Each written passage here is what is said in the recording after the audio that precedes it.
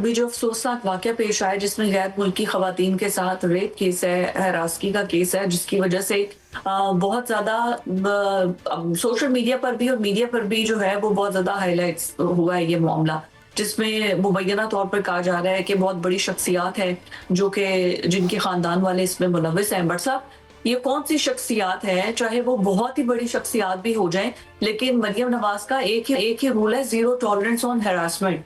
तो ये तो उनकी गवर्नमेंट के लिए भी एक बहुत बड़ा आजमाइश वाला मामला है। जो भी है, जिस तरह भी है, हकाइक सब तो सबके सामने आने चाहिए। दुरुस्त कह रही हैं फ़िज़ा रियाज साहबा। मरियम नवाज़ बतौर सीएम पंजाब दो काम कर रही है। पहली तो एक स्क्रीन पर आपकी ये एफआईआर चल रही है, एक एफआईआर पहले हुई है और एक ये दूसरी एफआईआर भी हो गई है। दो एफआईआर ज़रूर हो गई हैं, लेकिन बात आपकी जायज़ है कि पंडोरा बॉक्स खुला हुआ है। पीर से शुरू हुआ था काम, आज जुम्मा आ गया। पीर, मंगल, बुध, जुमेरात, जुम्मा, 5 दिन हो गए हैं। सोशल मीडिया पर धूम मची हुई है। 2 गैर मुल्की खवातीन आई हैं और ये मैं आपको आगे चल के आपको बताता हूँ कि ये सारी कहानी जो है ना, ये क्रिप्टो करेंसी की है कौन ये बट साहब, आई क्यों है? उनके कहने पे आई हैं। जी हाँ, बाज़ाब्ता इनवाइट किया गया। एक वेनेजुएला जहाँ बहुत ज़्यादा जल्दल आया था और उनके प्रेसिडेंट को उठा के अमेरिका लेके गया था, याद है ना वो वेनेजुएला मुल्क। उसी वेनेजुएला की एक तो खातून वो हैं, दूसरी हॉलैंड की हैं। 2 शख्सियात तशरीफ़ लाई पाकिस्तान में। खवातीन ने इल्ज़ाम लगाया कि हमारे साथ मुबैना तौर पर रेप किया गया, हमारे साथ अगवा बराए तवान, यानी 2 दफ़ात लगाई गई। एक 365A, इसका मतलब है अगवा बराए तवान। दूसरा 375, ये जो दफ़ा है इसमें गैंग रेप शामिल है कि ये जनाब हमारे साथ बहुत जुल्म और ज़्यादती हुई है। 375A, अच्छा 375A का मतलब कि हमारे साथ गैंग रेप हुआ है। बात यह है कि ये बातें 2 एफआईआर तो हो गई हैं। जो वज़ीर आला पंजाब इंसाफ कर सकती थी, जो हो सकता था वो हो रहा है। इवन के एक एसएचओ के साथ जो उस मुतलका थाने का था, उसको सस्पेंड करने के बाद उस पर भी एफआईआर हो गई है कि वो रात को एक जज साहब के घर क्यों पेश किया। मैं आपको तो थोड़ी सी कहानी समझाता हूँ। कहानी है क्या? कहानी ये है कि मैं सारी बातें छोड़ दे, पहले मैं आपको बता देता हूँ। फैसल वावडा जो आपको पसंद करती होती है कि बड़ा अच्छा तगड़ा सियासतदान है, पिछले प्रोग्राम में भी आपने बात की थी, इसमें भी फैसल वावडा साहब फिर आ गए हैं। जनाब मोहतरम हंसे ना, वो बात सीरियस है। क्या ताल्लुक है? ओ कमाल है, फैसल वावडा ने गल खोल के रख दी है सारी फिजा। फैसल वावडा साहब कहते हैं, मैं पढ़ के सुनाऊं फिर उनका ट्वीट। फैसल वावडा साहब कहते हैं कि इस वाक़े में 164 का बयान जो अब तक सामने आ जाना चाहिए था, यानी 2 खवातीन जिनके साथ जिनका इल्ज़ाम है एफआईआर में कि हमारे साथ रेप हुआ है, वो जब मजिस्ट्रेट के सामने पेश की तो दफ़ा 164 का बयान हुआ है ना। तो फैसल वावडा साहब का कहना है कि जो दफ़ा 164 का बयान दिया है इन दोनों खवातीन ने, वो मंजर-ए-आम पे क्यों नहीं आया। इनकी जो वो कहती है मेरे पास रेप हुआ है, तो मेडिकल रिपोर्ट जो है वो अभी तक क्यों नहीं सामने आई भाई।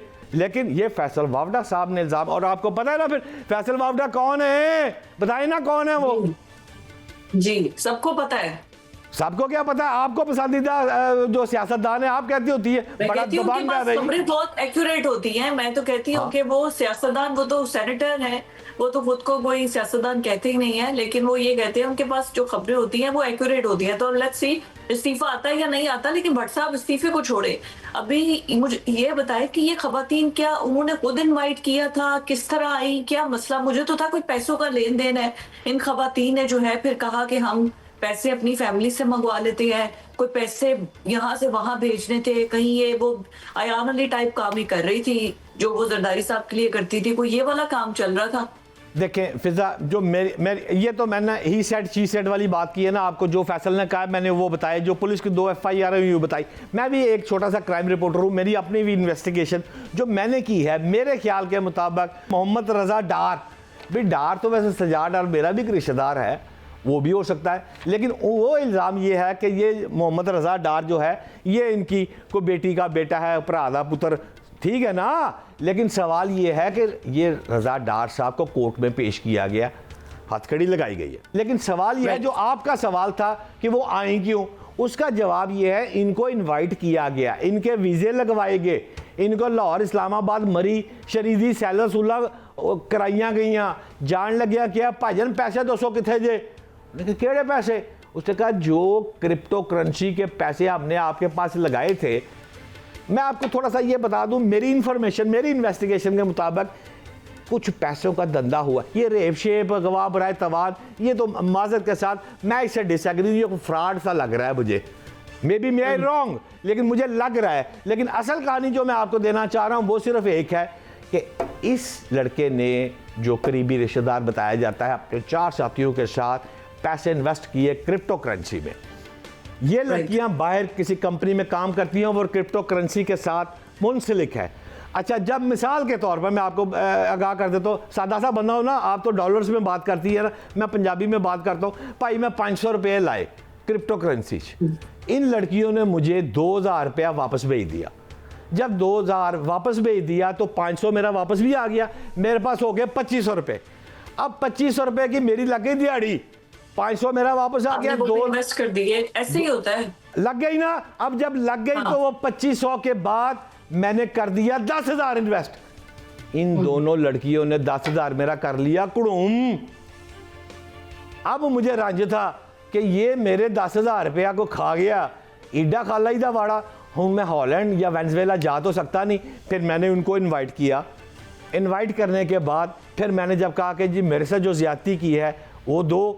अब ये इतला ये है कि ये लड़कियां एज सून एज पॉसिबल वापस जाना चाहती थी, लेकिन लाहौर पुलिस ने उनको रिक्वेस्ट की या ज़बरदस्ती रोकिया या हाथ पैर जोड़ के रोकिया कि नहीं आप FIR कराएं अगर आपने ये इल्ज़ाम लगाया, क्योंकि एम्बेसी इन्वॉल्व हो गई ना, वेनेजुएला की, हॉलैंड की।